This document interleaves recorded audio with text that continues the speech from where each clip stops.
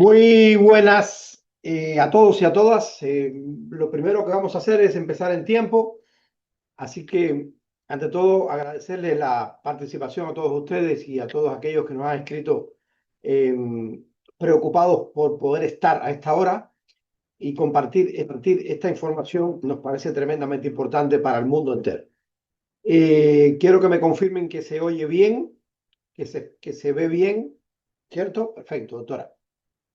Pues siendo así, no vamos a esperar a mucho tiempo, vamos a arrancar porque vamos a intentar hacer una exposición lo más completa y objetiva posible, teniendo en cuenta que el tema es tremendamente largo, pero hemos hecho una compresión de la información de cara a que pueda servir desde ya para muchos de ustedes en la práctica clínica, sin lugar a dudas. Eso es una de las cosas más importantes que queremos con este webinar que hemos literalmente diseñado para ustedes. Voy a compartir pantalla. Un segundo. Vamos a ver. Pantallas. Aquí está. Compartir. Ahí ven la pantalla. Me imagino que todos sin ningún problema, ¿cierto? Me confirman con la manito hacia arriba. ¿Todos ven la pantalla como corresponde? ¿Me confirma, doctora? Sí, muy bien. Ok, pues vamos allá. Vamos allá, bueno, pues allá, vamos allá, vamos allá. Pues una vez más, buenas tardes, o buenas tardes para nosotros, buenos días para muchos de ustedes. Eh, Realmente yo tengo una gran motivación con hacer esta presentación, no porque sea una presentación asociada al término de la escritura de nuestro último libro de Medicina Cognitiva de Precisión, sino porque lo que nos ha motivado a desarrollar esta presentación, sin lugar a duda, creo que les motivaría a cualquiera de ustedes en ahondar, en profundizar objetiva y coherentemente en lo que está pasando en el mundo del deterioro cognitivo y de las demencias. Así que nos va a servir muy mucho el esquema del libro que está en este momento en maquetación y esperemos podamos tenerlo pronto para el próximo evento de las jornadas de la Sociedad Española de Salud de Precisión en Barcelona, el próximo día 25, y para el evento 7, 8 y 9 de Costa Rica, donde haremos un curso en profundidad de 3 días sobre esta materia. Así que, hablando sobre ello, creo que los números son tremendamente gráficos y coherentes. Yo voy a intentar, déjame ver si la presentación me la permite, la diapositiva, puedo pasarla por aquí o si no, por acá. Vamos a empezar con algo literalmente estremecedor. Esto a mí personalmente me ha hecho pensar mucho en los últimos 2 años y medio sobre este tema que, como bien saben ustedes, afecta considerablemente nada más y nada menos en el 2024 a 55,2 millones de individuos. Recordar que hay unos números que realmente son escalofriantes. Cada 3 segundos tenemos un caso nuevo de demencia diagnosticado. Esto es una barbaridad. Cuando terminemos esta ponencia, ya pueden sumar ustedes cuántos casos nuevos tendremos. Así que es algo que, paralelamente a estos datos tremendamente alarmantes, con una proyección de casos previstos para el 2030 de 78 millones, o sea, una barbaridad, y para el 2050 de nada más y nada menos de casi 153 millones, el crecimiento es absolutamente exponencial, absolutamente exponencial. El impacto económico global es tremendo, pero sin lugar a dudas, hoy en día gastamos mucho dinero en muchísimas cosas que desgraciadamente podrían dedicarse justamente a esto y a otros temas de salud. Lo más importante, gente, es el crecimiento exponencial que se prevé, pero no el que se prevé, el que se viene transcurriendo en los últimos 40 años. Y lo más importante aún es que cuando te metes en el mundo de la neurología convencional, desgraciadamente muy poco se está haciendo para evitar de que esto siga creciendo. Tengan en cuenta que esta línea que vemos aquí, del 2024 al 2030, ya nos afecta a nosotros y empieza a afectar a nuestros hijos de una forma tremendamente importante. Pero si nos vamos un poquito más allá, la del 2040 al 2050 afecta a nuestros hijos con creces y nosotros, si no tomamos medida pronto, seremos parte de estos números muy negativos.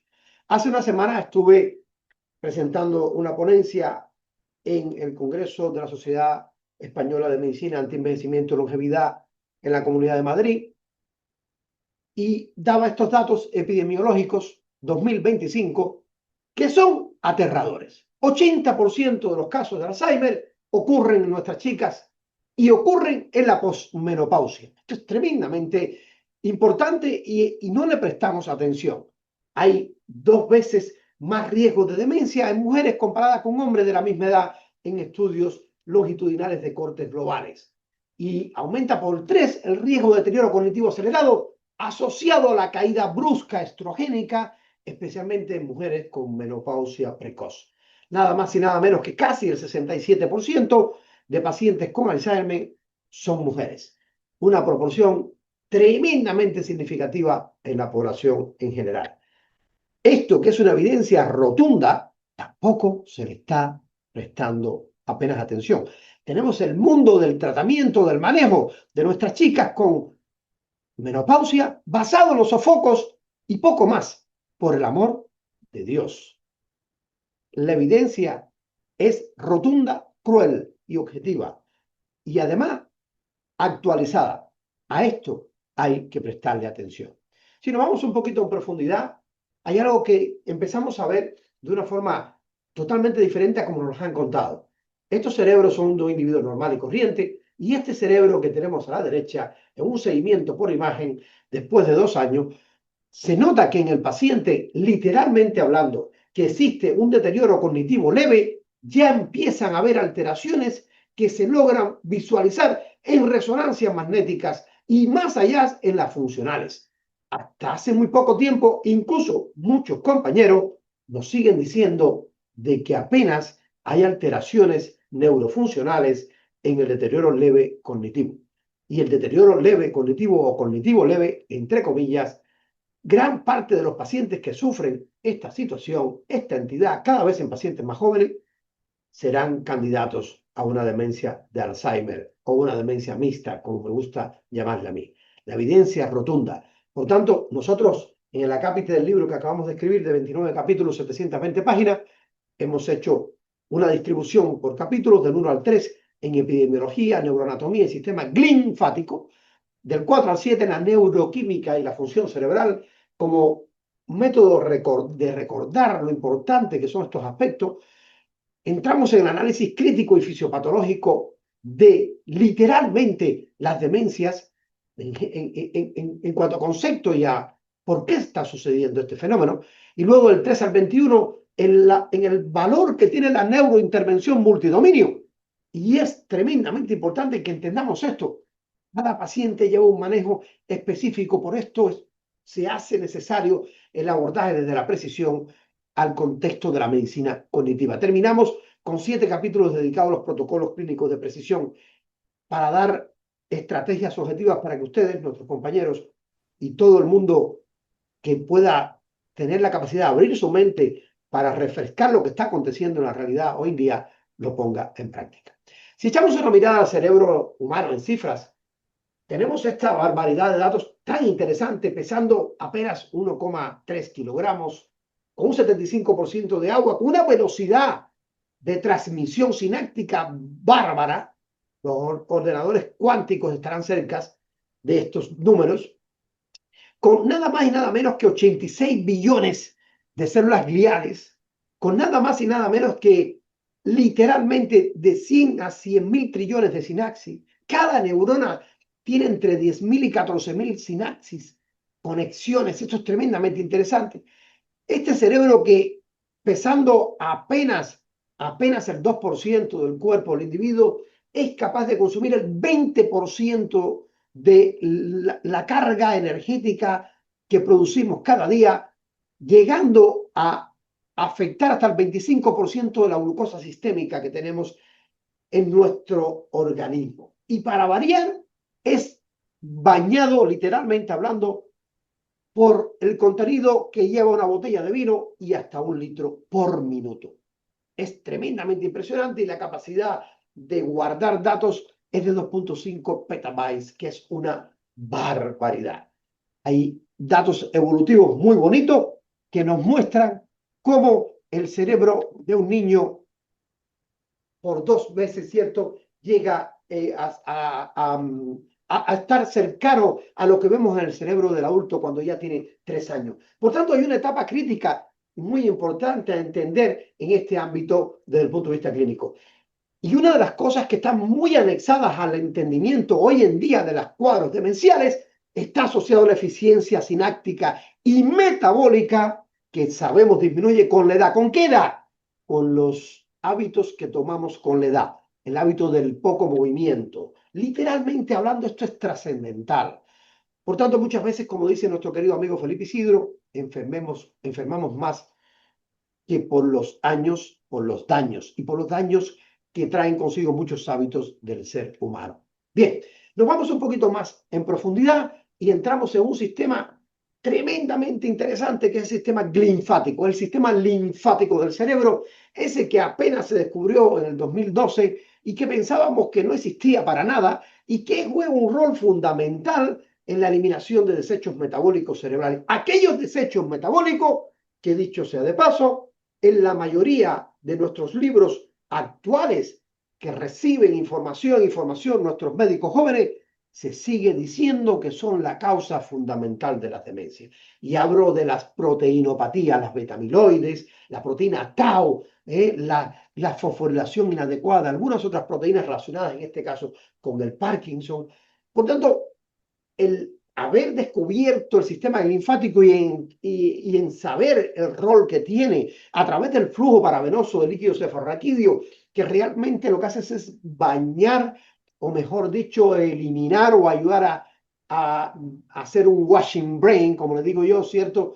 En ese neologismo que intentamos usar muchas veces, a través de la actividad de los canales de ocorina a nivel de los astrocitos, la importancia que tiene el sueño en este ámbito, por supuesto, porque justamente el sueño profundo, del cual hablaremos más adelante, a través de las ondas específicas del mismo, es capaz de inducir fenómenos vasocontráctiles a nivel de la vasculatura cerebral que implica el libre baño del líquido cefalorraquídeo y el drenaje de la proteína tau y la proteína beta amiloide, de las cuales hablaremos también más adelante. Y quédense con un dato, gente, que es que la disfunción linfática precede en 15 a 20 años al diagnóstico del Alzheimer, lo cual presenta una ventana terapéutica crítica tremendamente importante para la neuroinflamación.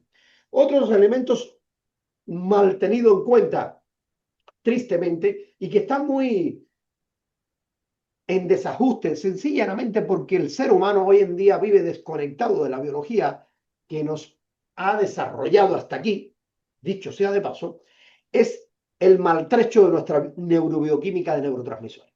Así las cosas, lo que estamos viendo en etapas tempranas y aquellos que tenemos herramientas para medirlo, realmente disfrutamos con esto cuando enseñamos a algunos compañeros a utilizar herramientas que puedan medir acetilcolina, dopa, serotonina y GABA, empiezan a ver una ventana diferente en el abordaje de sus pacientes.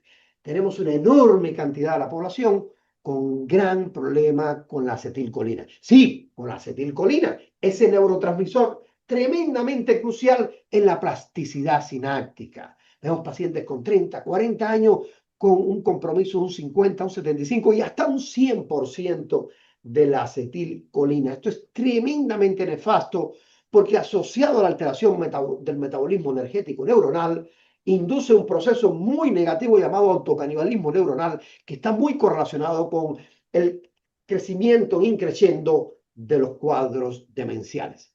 Así las cosas, tenemos que aprender a valorar estos elementos y poder modularlos tan pronto como sea posible en este camino. Y claro, una golondrina no hace verano.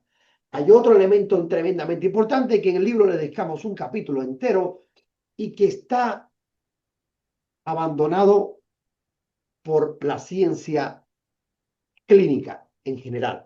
La psicobiología de los años 80 nos hizo entender qué pasaba con los neuroesteroides. Lo hemos dejado allí, en tierra de nadie. Tristemente, esta imagen lo dice todo. Vean ustedes cómo a partir de colesterol y con una mitocondria funcional somos capaces, dicho sea de paso, de colesterol cerebral que se ocurre por síntesis endógena. El colesterol de la ingesta alimentaria no atraviesa la barrera hematoencefálica. Por el amor de Dios, estamos en el siglo XXI. Así que la obtención de un neuroesteroide troncal como la pregnenolona va a ser crucial para que vía 3-beta hidroxisteroide deshidrogenasa rinda progesterona y esta, a través de dos enzimas cruciales, 5-alfa reductasa y 3-alfa hidroxisteroide deshidrogenasa, rinda nada más y nada menos que alopregnenolona, que tiene un impacto alostérico de modulación de receptores GABérgicos, favoreciendo la sedación, la relajación muscular, incluso un efecto anticonvulsivante. Por eso utilizamos esta vía para ayudar a pacientes con cuadros epileptógenos. Y por la vía contraria, si se puede llamar así, la propia pregnenolona rinde dehidroepiandrosterona, que se sulfata y se hace muy activa, que a su vez rinde testosterona, que a su vez, vía aromatasa, rinde estradiol, y el estradiol regula la neuroprotección con los receptores NMDA. Por el amor de Dios, a partir de esta imagen y de hoy, los que no conocían el valor de los neuroesteroides, yo les pido que lo tengan en cuenta. Esto es tremendamente importante, porque les digo algo más. Si algo requerimos en la sinapsis neuronal, es la respuesta posináptica. ¿Y saben de qué depende la respuesta posináptica? No solamente de la valía de los receptores posinápticos, sino de la disposición adecuada de neuroesteroides. Y este mecanismo, que suena muy fisiológico, lo tenemos vilipendiado cuando estimulamos enormemente la aromatasa central o cuando tenemos bloqueo de 5-alfa reductasa, cuando intentamos tener más pelo que cabeza bloqueando un paso trascendental de la testosterona 5-dihidrotestosterona farmacológicamente. Vean cómo estas cosas impactan en la salud neuronal de forma crucial. Y por supuesto que no podíamos dejar de la mano, y un capítulo también lo dedicamos a los lípidos cerebrales, teniendo en cuenta que la cuantía de ácidos grasos que tiene el cerebro es enorme.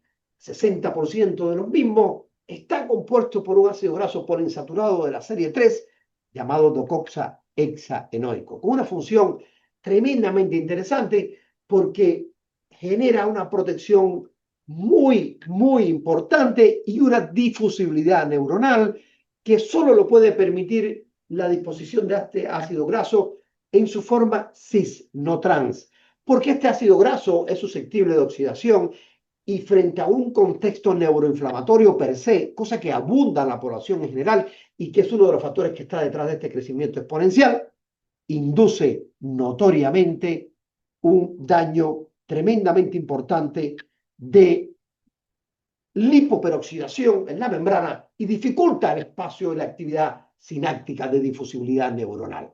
Tremendamente importante. Y les digo más, gente, hay una epidemia, literalmente hablando, de pacientes neuroinflamados, entre otros factores asociados con una cruel disposición de ácidos grasos poliinsaturados a nivel inmunológico. Pero claro, tampoco podía quedar sin tocar un elemento crucial, poco entendido en la práctica clínica, desgraciadamente también, y que tiene una correlación tremenda entre la salud cerebral y la salud sistémica. Además de esto, que es capaz de afectarse desde etapas tempranas de la vida y que, dicho sea de paso, lo más interesante, y esto dedicamos aspectos en el libro para que lo entendamos, somos capaces de diagnosticarlo hoy en día con una anamnesis profunda, con un cuestionario específico, con una cercanía a la realidad de casi un 90%. Y además tenemos la capacidad de medir a través de biomarcadores sanguíneos la posibilidad de determinar qué grado de afección hay de la barrera hematoencefálica. Esa barrera tremendamente importante, endotelial por excelencia, que tiene la capacidad de proteger drásticamente el cerebro o literalmente de dejarlo muy expuesto. Y que está muy correlacionado, dicho sea de paso, con fenómenos que ocurren en el decursar de la vida del individuo, desde los politraumatismos de la infancia hasta aquel individuo que se dedica a las MMA o al boxeo y recibe politraumatismos craneales, hasta aquel paciente que tiene de forma sucesiva una disfunción de su sistema nervioso autónomo asociado a una disbiosis intestinal con marcadores de permeabilidad intestinal y de lipopolisacáridos, que, dicho sea de paso, la hiperpermeabilidad intestinal en términos clínicos está muy correlacionada clínicamente, valga la redundancia, con la disfunción de la barrera hematoencefálica. Por tanto, hoy como clínicos tenemos que empezar a aprender cómo identificar que nuestros pacientes tienen alteraciones de la barrera hematoencefálica, porque muchas veces está detrás de fenómenos tan frecuentes como la migraña. Es tremendamente importante y cuando uno revisa la literatura actual dice, los pacientes migrañosos tienen más riesgo de accidentes cerebrovasculares. Por supuesto, si es que detrás de la migraña hay una alteración importante de la barrera hematoencefálica. Y claro, empezamos a cuestionar una realidad inexorable. Insisto, lo que antes nos decían que apenas pasaba en un deterioro cognitivo leve, lo estamos viendo con resonancia magnética funcional, con imágenes que generan escalofríos. Ok, fase silente, 15 a 20 años con cambios neurológicos sin síntomas clínicos evidentes. Gente, esto es tremendamente importante. Con razón nos está pasando lo que nos está pasando. El crecimiento es exponencial y lo que se espera es aún peor. Hay un espejismo terapéutico que requiere crítica objetiva, crítica para cambiar la forma en que estamos viendo y estamos manejando esta situación.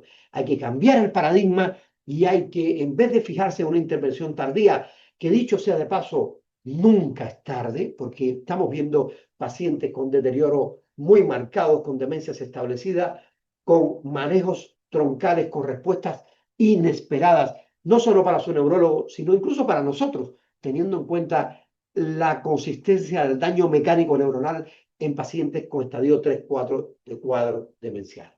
Así las cosas que tenemos que empezarnos a fijar como clínico en que existen fases preclínicas y prodrómicas que nos van a llevar a estas cifras que dice la predicción que vamos camino a ella. Y sin lugar a duda, posiblemente uno de los elementos troncales que le da más sostén al deterioro cognitivo del siglo XXI es o está relacionado con el metabolismo energético cerebral. Y aquí vuelve a tener un valor inexorablemente importante la función mitocondrial. Claro que es importante.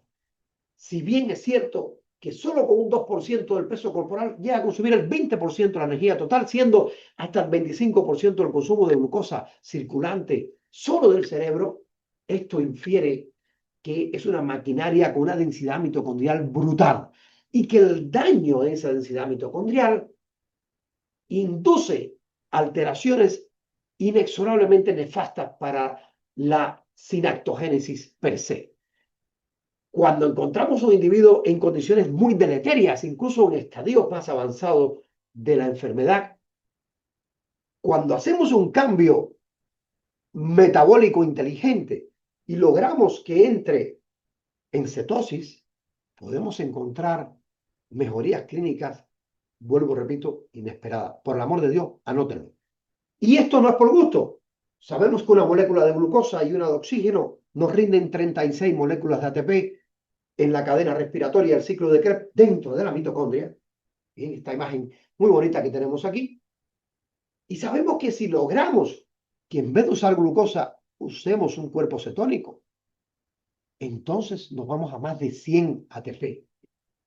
Vean ustedes que en términos numéricos, solo por eso da escalofrío. Se está viendo hoy día que el entrar en cetosis en pacientes con cuadros depresivos acaba con la depresión en 48 a 72 horas. Tremendo, ¿eh? Cuadros depresivos de larga data. O sea, el metabolismo mitocondrial neuronal hay que entenderlo y no es fácil, perdón, y no es difícil ayudar a que sea óptimo para modular el desarrollo de pacientes que ya tienen cuadros demenciales y evitar que se induzca una grotesca alteración con acumulación negativa de proteína tau, beta-amiloide y otras proteínas a nivel cerebral que puedan sumarse al carro al desarrollo del cuadro demencial. Ejemplos hay muchos y los tocaremos en el curso de la A a la Z con las dosis correspondientes, incluso con los efectos sinérgicos, para inducir efectos cetogénicos cerebrales, no solamente dependiendo de la dieta, sino de la disposición de ácidos grasos a través de este metabolismo tan interesante.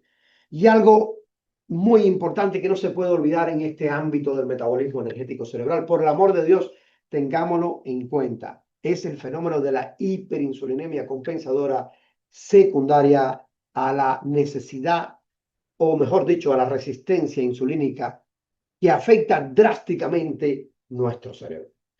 El contexto del patrón obesogénico central, sarcopénico de extremidades inferiores, es el binomio perfecto para darte cuenta qué nivel de encogimiento, palabra que intento trasladar del inglés, que es como habitualmente se publica, ¿cierto? Está teniendo el cerebro asociado a la resistencia insulínica cerebral. Porque cuando tiene una resistencia insulínica cerebral, aún tiene dificultad para producir esos 34 moléculas de ATP libre, porque tiene dificultad para disponer de la glucosa como sustrato energético. Fijaros, es tremendamente importante y bastante sencillo. Luego nos vamos a la proteostasis neuronal, esta teoría mecanicista de que todo emerge de las proteinopatías, la tau hiperfosfolipidada, la beta-amiloide, la alfa-sinucleína, incluso la TDP-43. Realmente lo que sabemos hoy, gente, que estas proteínas son parte, por el amor de Dios, sobre todo la beta-amiloide y la tau, del sistema inmune innato y que se está produciendo cada día cuando nos enfrentamos a problemas que nos engendran cierto grado de estrés, incluso realmente, literalmente por existir. Por existir, porque al existir te enfrentas a problemas cada día y este fenómeno es absolutamente fisiológico. El problema viene cuando la acumulación de la producción va por encima de la capacidad de lavado y de drenaje, que ahí entra el sistema linfático que vimos en las diapositivas anteriores. Y cuando falla secundariamente esto, porque generalmente estas proteínas se plegan de una forma inadecuada y empiezan a literalmente obstruir la sinapsis, empiezan a generar un problema mecánico a nivel neuronal, que emerge entonces el fallo del sistema ubiquitina proteasoma y la autofagia se compromete drásticamente. Hoy en día podemos medir biomarcadores accionables en este ámbito, por el amor de Dios. Ruego que presten atención. Así las cosas, la proteostasis alterada es un biomarcador temprano que podemos medir y que podemos saber que con una intervención adecuada lo quitamos del medio para evitar que estos números lleguen a donde nos dice nuestra medicina convencional. Y por supuesto que otro de los elementos nada desdeñable dentro de este contexto patológico prodemencial es la neuroinflamación. También sabemos que la neuroinflamación tiene una conexión tremendamente importante con los factores anteriormente mencionados, sobre todo con el metabolismo energético neuronal, pero que existen elementos que ya pueden favorecer drásticamente la neuroinflamación, desde la propia alteración de la barrera hematoencefálica hasta lo que hacemos con lo que nos llevamos cada día a la boca. Fíjense ustedes que en términos numéricos, la presencia de un desequilibrio en la producción radicalaria a nivel central genera hasta un 60% de aumento cuando se emerge daño neuronal asociado a la función mitocondrial, que puede ser irreversible en estos casos. Otra de las cosas importantes que induce la neuroinflamación es la activación microglial. Libera citoquinas proinflamatorias múltiples, incluyendo esa famosa TNF-alfa, que perpetúan el daño sináptico. Y sabemos que cuando hay protocolos de intervención temprana, gracias a la medicina y la salud de precisión, que han estudiado estos datos con objetividad, hay hasta un 30% menos de riesgo de desarrollos de demencia cuando somos capaces de utilizar antioxidantes dirigidos y específicos que atraviesen barrera hematoencefálica y nada más y nada menos que mis queridos SPM, los resolutivos mediadores de la inflamación que emergen fisiológicamente de EPA y de DHA, llámese lipoxinas, manesinas, resorbinas y protectina, pero que no siempre tener una cuantía adecuada de estos ácidos grasos en membrana nos va a asegurar disponer de estos resolutores finales. También, de forma tremendamente importante, tenemos que hacer visión sobre la salud cerebrovascular y el conectoma que existe entre la disfunción del endotelio y la salud cognitiva o el compromiso de la misma.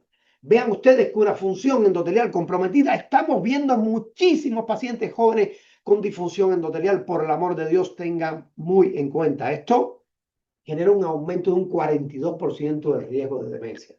Pero si esto literalmente nos está diciendo que nuestra barrera hematocefálica está afecta. Esto puede preceder 5 o 10 años y como vimos anteriormente, hasta 15 años el desarrollo de un cuadro demencial en etapas iniciales. Y hay otro tema muy interesante que a mí me encanta este capítulo, lo escribimos como muchos otros con varios compañeros, en este caso con la doctora González, que es cardióloga, y hablábamos del acoplamiento neurovascular deficiente. ¿Qué es el acoplamiento neurovascular deficiente? Pues nada más y nada menos que esa sincronía entre el vaso sanguíneo fino, esa arteria que nos lleva a nivel capilar, nos lleva, cierto, la sangre a la demanda del neuronal y la propia demanda neuronal. Y se ha visto que cuando se pierde ese acoplamiento, esta zona necesita más recursos, en este caso, para mantenerse metabólicamente activa. Sin embargo, la capacidad de acoplamiento del lecho vascular se ha perdido por disfunción endotelial. Un gran problema. ¿Sabían qué pasa esto? Con muchísima frecuencia en el paciente hipertenso no bien manejado. Y se ha visto que alteraciones como crisis hipertensivas llegan a producir apoptosis neuronal, secundariamente a la pérdida de acoplamiento neurovascular deficiente. Podemos enseñar y debemos aprender a cómo enterarnos de que existe acoplamiento neurovascular deficiente, porque es un marcador precoz. Y por si fuera poco, hacer una intervención temprana en este ámbito nos baja casi un 40% el riesgo de deterioro cognitivo. Si las cosas, es indefectiblemente importante prestarle atención al vaso sanguíneo, que él se encarga de llevar oxígeno y nutrientes a los tejidos para que ese metabolismo energético del cual hablamos hace un rato pueda rendir adecuadamente. Y hay otro fenómeno tremendamente importante, tiene mucho que ver con la diapositiva que le mostré, la segunda, que tiene una relación directamente proporcional con algo que yo le llamo la injusticia biológica de la mujer en el siglo XXI, que es la menopausia. Realmente la caída a estrógeno, progesterona y testosterona después de la menopausia está absolutamente y bien documentado, relacionado con alteraciones drásticas de los neurotransmisores, y por ahí le dejo una imagen de la ponencia que les decía que acabo de dar la semana pasada, sábado, en Madrid, neuroenvejecimiento drástico, hormonodependiente en nuestras chicas. Tristemente lo que está pasando aquí me da mucha pena porque estamos llegando con las chicas a la menopausia y nos seguimos preocupando como mucho de los sofocos y esto es muy, muy serio. Pero hay más datos y datos que son muy objetivos. Vean que esto afecta a la neurotransmisión, la neuroplasticidad, la actividad neuroinflamatoria se dispara de una forma importante. ¿Pero qué zonas afecta, doctor Cubría? Cambios estructurales y funcionales, ¿dónde? En el hipocampo, en la corteza prefrontal y nada más y nada menos que en la amígdala, aumentando el secuestro amigdalar, aumentando la irritabilidad, el insomnio, el malestar, la poca resiliencia, la poca capacidad de manejar situaciones que son más demandantes, las alteraciones del sueño. Y esto es clínica, única, exclusivamente. El reprise neuronal, la memoria a corto plazo. Esto es clínica, es el comienzo de un cataclismo tremendamente negativo hacia un cuadro literalmente que está detrás de los números que mencioné anteriormente. Y recuerdo que detrás de esto hay una gran caída de la función mitocondrial estrógeno dependiente. ¿Por qué? Porque tenemos receptores alfa y beta a nivel de nuestras mitocondrias para los estrógenos, que con la caída disminuye hasta un 45% de la capacidad bioenergética y aumenta hasta un 180% el estrés oxidativo en regiones cerebrales vulnerables. Más allá de esto están las alteraciones tiroideas, que vivimos con una epidemia de pacientes con hipotiroidismo periférico, le llamo yo, o intracelular, para intentar ser jocoso con el concepto, porque no siempre es porque la glándula tiroidea está afecta, sino porque la conversión periférica de T4 en T3 está afecta, y la T3 es un eje central en la función mitocondrial. Así las cosas, no se podía sacar de este panel que incluimos en el capítulo 13 la valía de una terapia hormonal de precisión en el momento adecuado para la paciente adecuada, teniendo en cuenta su edad, su genética y, por supuesto, los factores epigenéticos.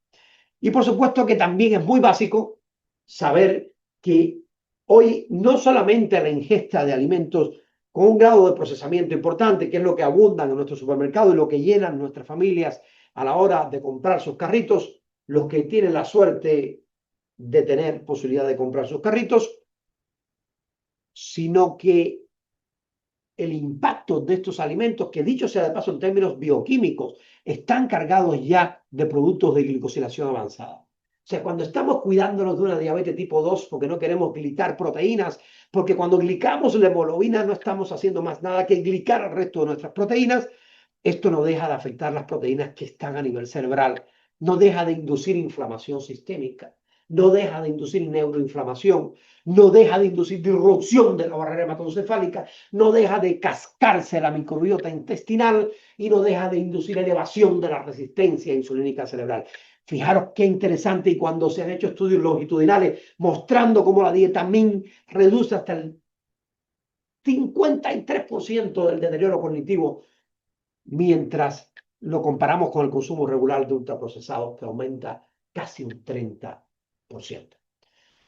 Por supuesto que tampoco podía quedar fuera algo que es muy poco visto por muchos compañeros en el campo clínico, que es el impacto de muchos contaminantes que tienen una acción disruptora neurológica, incluyendo los famosos metales pesados. Y aquí les traigo algunos ejemplos y el mecanismo de acción de ellos. Vean cómo el plomo y el mercurio atraviesan fácilmente la barrera hematoencefálica. Es tremendamente importante como la biología nos traiciona aquí, porque los canales estrechos y bien maltrechos que tiene la barrera hematoencefálica para cuidarnos son muy vulnerables al plomo y al mercurio. Y además, estos metales pesados son lipofílicos, van en busca del tejido graso para acomodarse.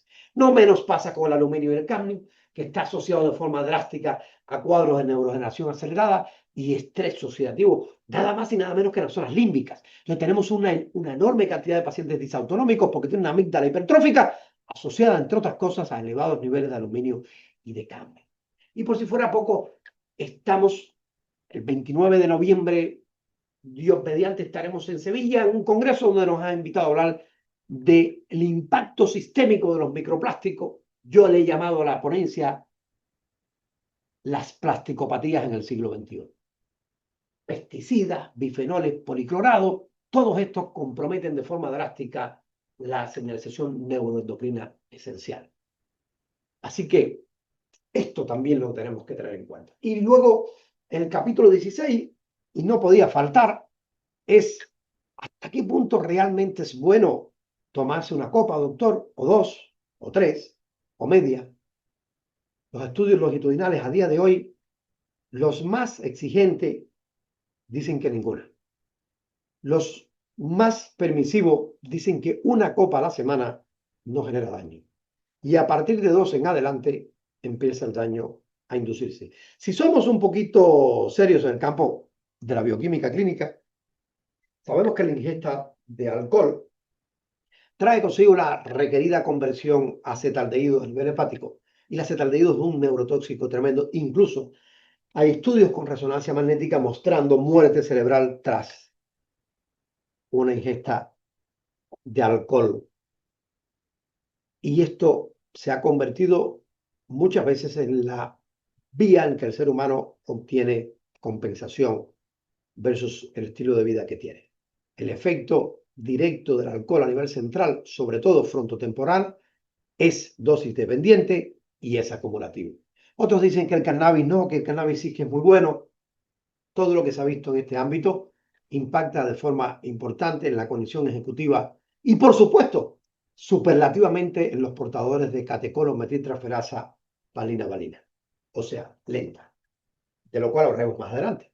Y por supuesto que también hay una cápita para los psicoestimulantes y los opioides, aquellos que incluso de última generación están saliendo como muy interesantes para muchos, y la alteración dopaminérgica, recuerden que tiene una correlación muy importante a el daño central y de la función motora como ocurre en el Parkinson. Así las cosas, que la disponibilidad de estudios de biomarcadores inflamatorios, perfiles genéticos, el estatus nutricional del individuo nos permite crear protocolos de neuroprotección y recuperación individualizada para cada individuo que esté en este contexto. Y no podemos dejar fuera el resto de lo que nos exponemos, el famoso esposoma.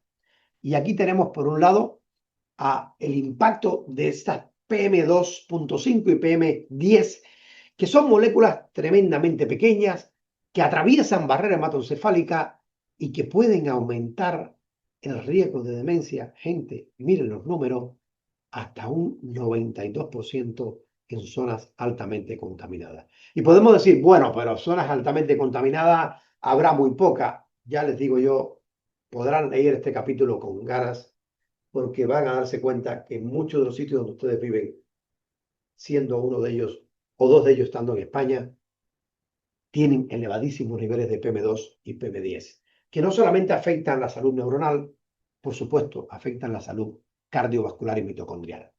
La presencia de pesticidas y químicos industriales es lo de cada día, y el mecanismo epigenético por el cual genera neuroinflamación crónica está muy bien conocido.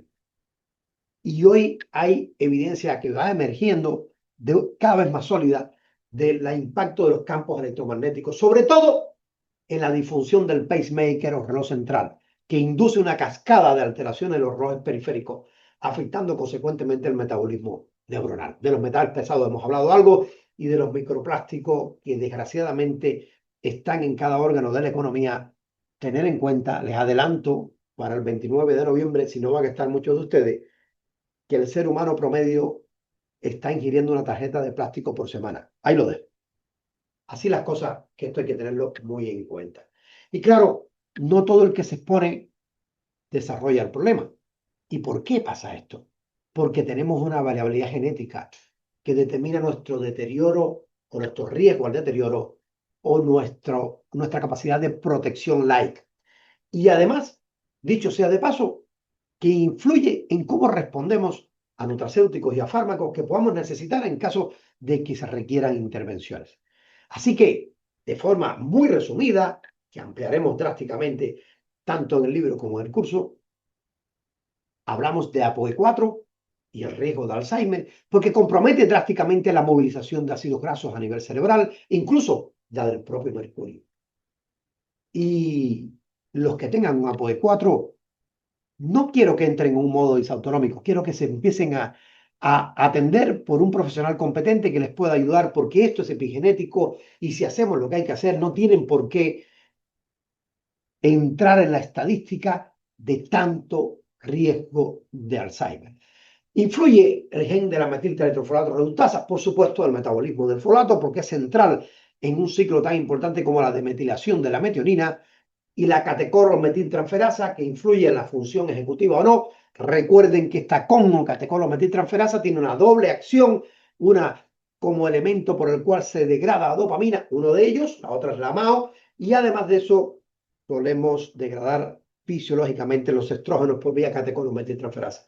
Y por supuesto las glutatión, 4 de ellas tremendamente importantes que median la capacidad fisiológica de detoxificación. Así que el cribado farmacogenómico nos permite con creces inducir una prescripción farmacológica, no solamente en el contexto neuropsiquiátrico, sino en cualquier contexto de salud que evita efectos adversos y optimiza la dosis para mejorar cualquier perfil, en este caso metabólico, individual, teniendo en cuenta que hay metabolizadores lentos, intermedios, rápidos y ultra rápidos. Y por supuesto, de lo que todo el mundo habla y pocos saben manejar, es de esta relación bidireccional entre el intestino y el cerebro, que es tan interesante como tan profunda y de la cual cada vez aprendemos un poquito más. Fíjense que hoy vemos como factor de riesgo del desarrollo de Parkinson el estreñimiento crónico o la constipación, como muchas veces se dice por Sudamérica. Realmente es sumamente interesante porque se tiene en cuenta que la constipación o estreñimiento entérica es un preámbulo de lo que va a acontecer a nivel central. Y estos son estudios de los últimos 4 o 5 años.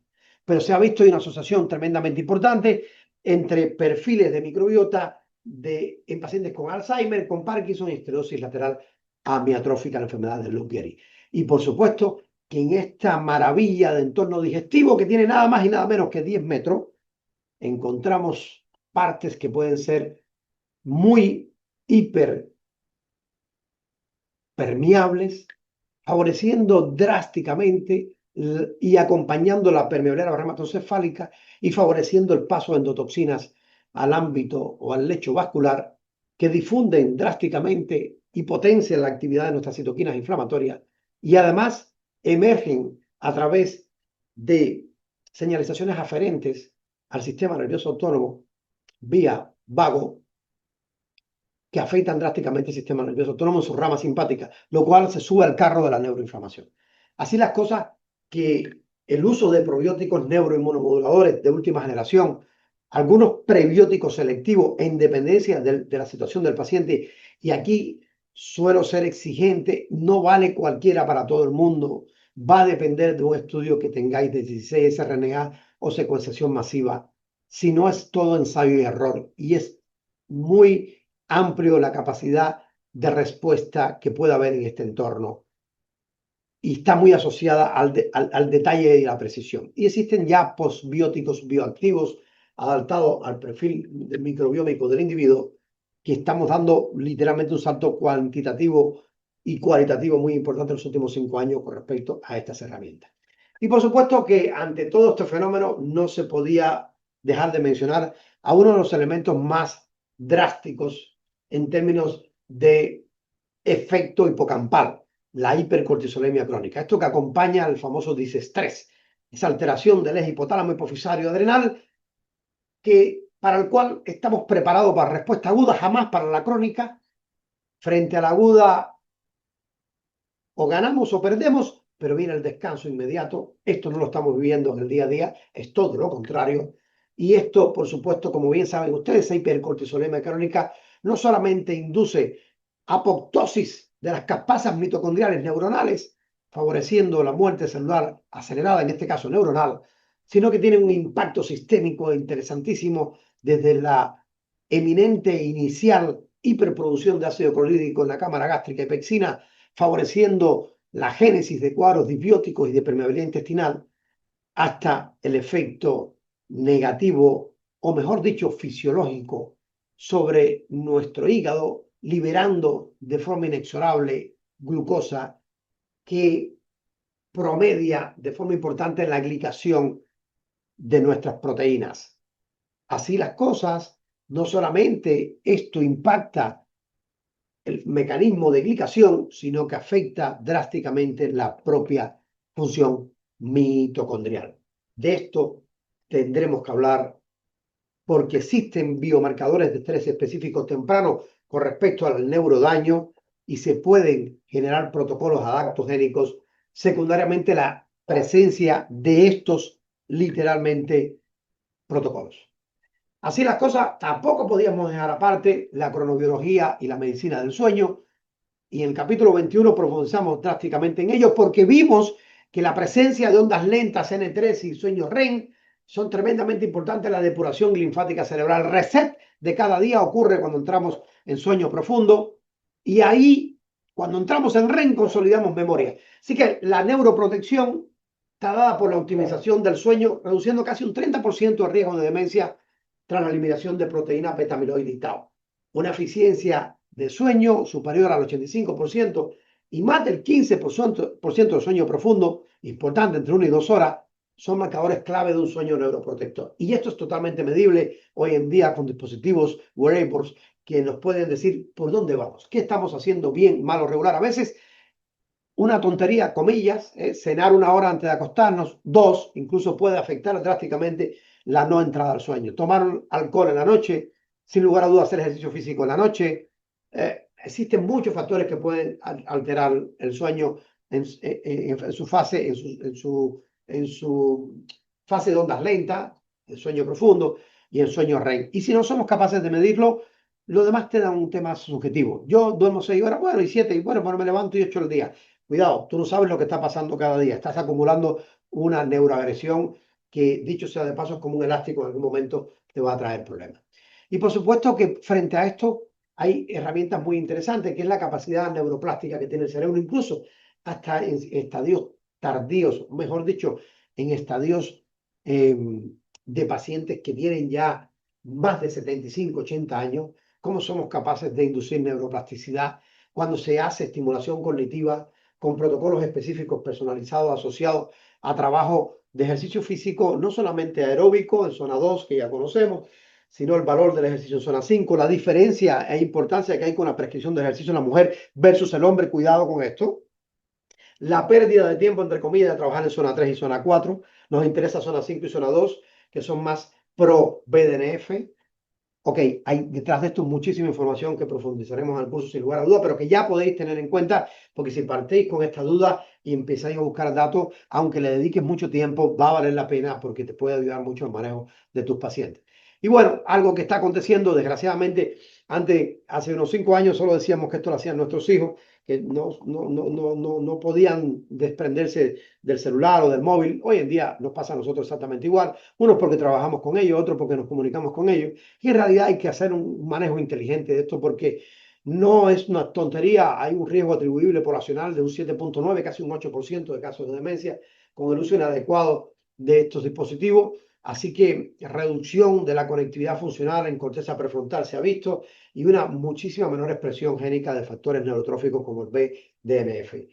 Así las cosas, volvemos al campo más troncal, que es el campo que a mí me gusta por excelencia, porque es el que más nos repercute objetivamente cuando podemos manejarlo, que es el de devolver un funcionamiento sináptico aceptable, porque ya vimos que la insuficiencia sináptica puede preceder a la neurodegeneración clínica en hasta 20 años. Entonces, ¿cómo te das cuenta que tienes una insuficiencia sináptica? Existen biomarcadores hoy que podemos medir en sangre, más la genética, más saber dónde te estás exponiendo, y eso nos permite generar un perfil personalizado. Esto es lo que trae la salud y la medicina de precisión, en ser preciso a la hora de tomar decisiones, no gastar tiempo y ser más efectivos, porque sin lugar a duda el ensayo de error aquí nos puede costar muy mucho. Así las cosas se determinan protocolos con intervención multimodal siempre, que pueden ir desde el estadio preclínico, prodrómico, hasta el clínico propiamente tal. Y por supuesto que ya llegando al final, hablamos del neurofitness de precisión, algo que hacemos nosotros en la clínica, que enseñamos a algunos compañeros, que tenemos un equipo muy especializado en esta área, comandado por Javier Pérez, nada más y nada menos, donde hacemos entrenamiento computarizados, hacemos literalmente hablando inducción de neuroplasticidad por estimulación eléctrica transcranial, estimulación magnética transcranial, induciendo mejoras en capacidad de aprendizaje hasta un 26%, con protocolos específicos para pacientes con Alzheimer, para pacientes con Parkinson, para pacientes con depresión.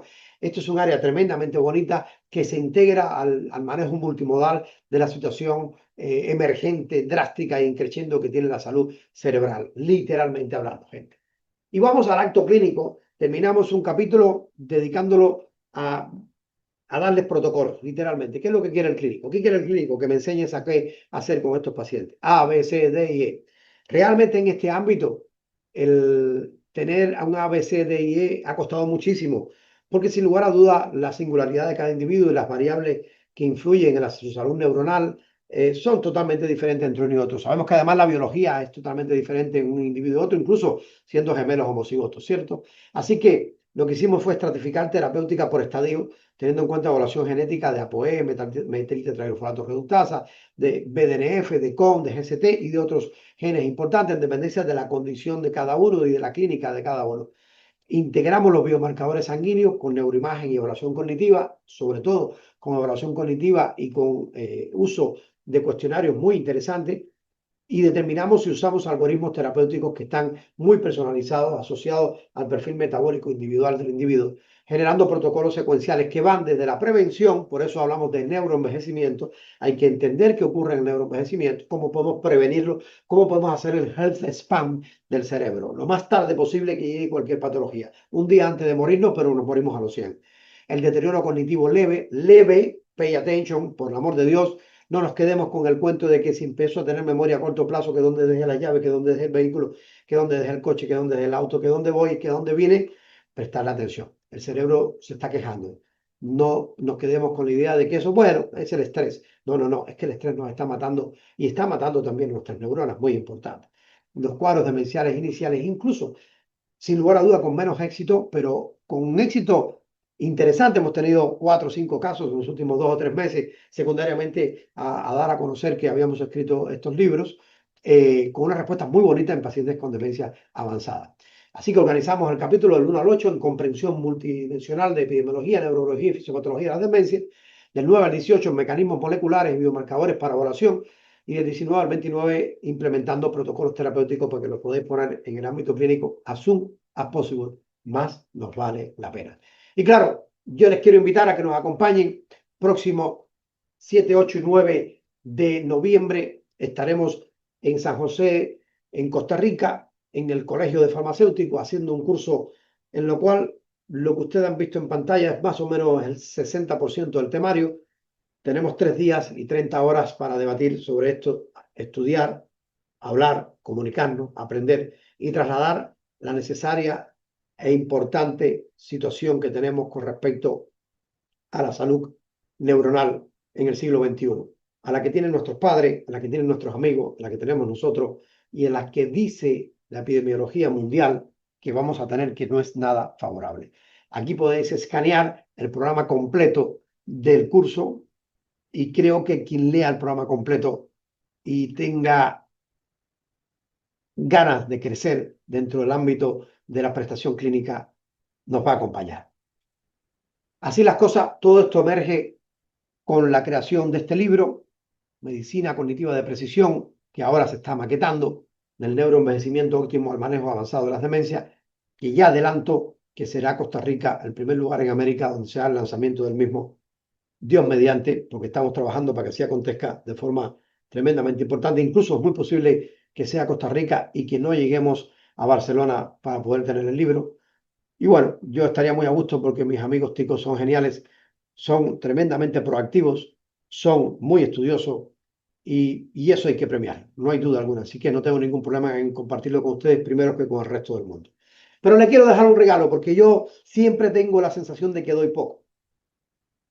Tal vez de formación profesional. Y yo quería dejarle estos fenotipos que he creado yo. Esto no lo van a encontrar en ningún sitio. Creo que esto me ha costado noches sin dormir, pero con mucho gusto. Después he intentado recuperarlo para caer en sueño profundo. Recuerden que llevo siempre un wearable que me dice cuánto tengo de sueño profundo y cuánto de sueño REM. Y el 89% de los días estoy en valor óptimo. Pay attention a esto. Ok, les dejo estos fenotipos, gente. Si se quieren enfrentar a un individuo y saber por dónde van los tiros, hacia dónde va su salud neuronal, está el fenotipo del politrauma craneoencefálico. Así que el individuo que desde pequeñito se ha caído 4 veces de un caballo, le ha tenido accidente en una moto, se dedica a boxear, pelea en MMA, estos tienen 2,8 mayor riesgo de demencia que la población en general. Y el mecanismo es fundamentalmente por acumulación patológica de proteína tau, hiperfosforilada y beta-amiloide. Por tanto, tienen un alto riesgo y requieren vigilancia. Está el cronotipo o el fenotipo cronodisruptivo, aquel que un médico que trabaja haciendo turnos en el hospital, haciendo guardias 24 horas, las enfermeras y otros profesionales sanitarios, los policías que trabajan haciendo guardias. Yo soy un enemigo de esto. Yo hace 9 años, casi 10 ya, dejé el servicio hospitalario haciendo guardias porque leí un paper que decía que los médicos que hacían guardias vivían 10 años menos que los que sus compañeros que no lo hacían. Y esto genera una regulación tremendamente sistémica por los relojes periféricos y centrales, afectando drásticamente la respuesta autonómica. Está el tercero, el fenotipo disautonómico simpático, aquel individuo que anda a 400 kilómetros por hora y la variabilidad de la frecuencia cardíaca ya se le ha afectado porque no habla adecuadamente con su corazón, incluso con el tubo digestivo. Aquí los niveles de cortisol hiperfuncional están bruscamente como elemento troncal en el balance autonómico de estos pacientes a un caudal inflamatorio sistémico y una neuroagresión tremenda con un marcado estrés oxidativo y una disfunción mitocondrial.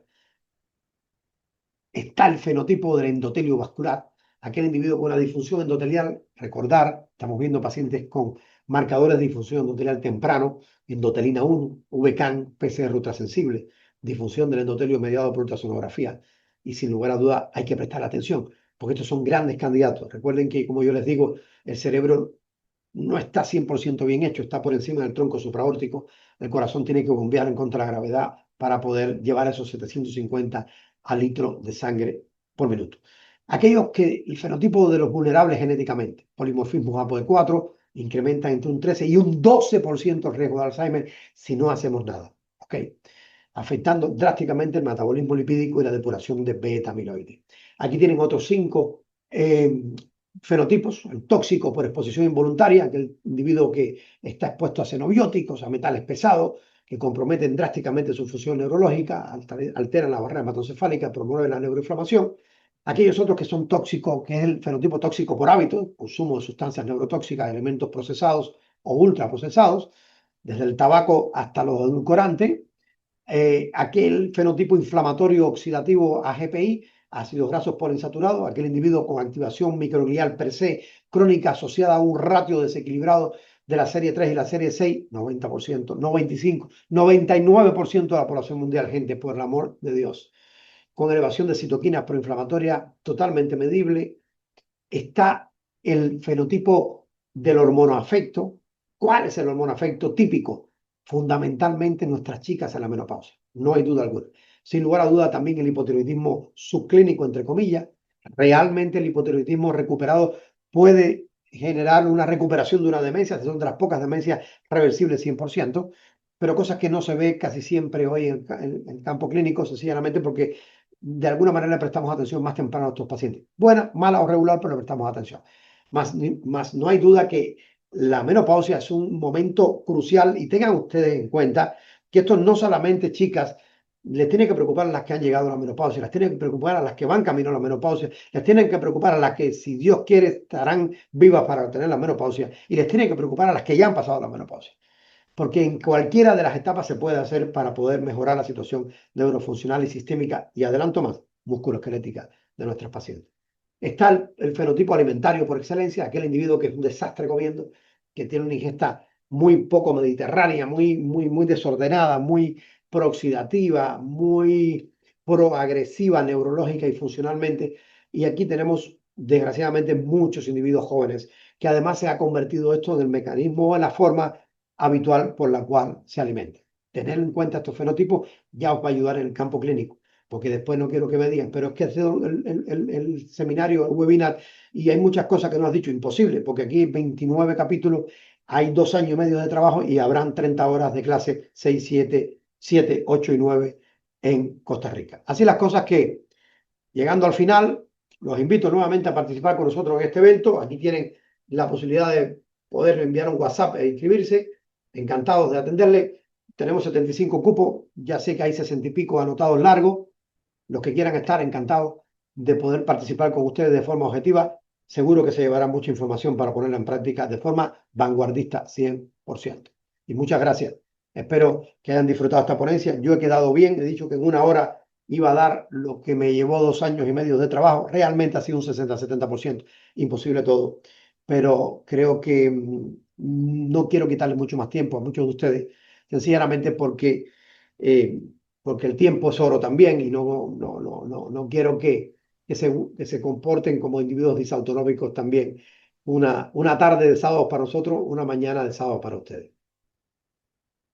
Voy a hacer que si tienen alguna pregunta en especial puedan levantar la mano, abrir su micrófono y poder hacerla. Y vamos a intentar responder 5 preguntas porque por el volumen de los asistentes, si cada uno pregunta, terminaremos mañana a las 2 de la tarde.